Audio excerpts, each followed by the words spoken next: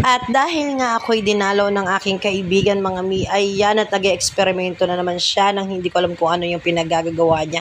Ako daw ay tuturukan niya ng detox. Yes, detox daw ang tawag dyan. Kasi daw, yan daw ay para pantanggal stress o ano pa man. Diyos ko, hindi ko alam at first time ko yan. Promise, Diyos ko po.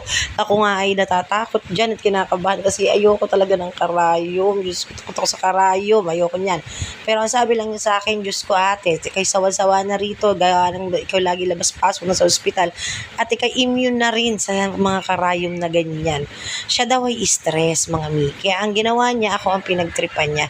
Pero bago nga pala ako ang pagtripan niya at yung mga kasama ko dito, yung jowa ko ay tinanggalan din niya ng warts. Yes, nag-warts removal sila kanina. Akala ko naman ay sila lang. At pati pala ako idinamay pa, Diyos mio.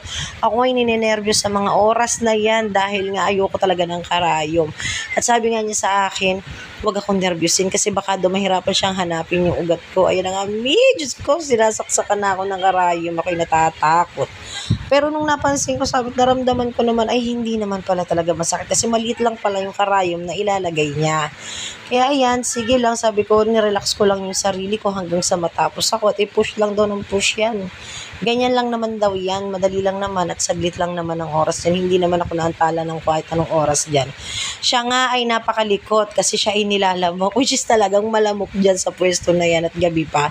Sabi ko nga, dapat pala ay nagkatol muna tayo. Nagsindi muna tayo ng katol para hindi kalamukin. Tapos ayan nga, inulit lang niya yan at dalawa pala yung nilalagay niya dyan na hindi ko alam kung ano ang tawag sa ganyan. Dahil first time ko nga yan, mga mi.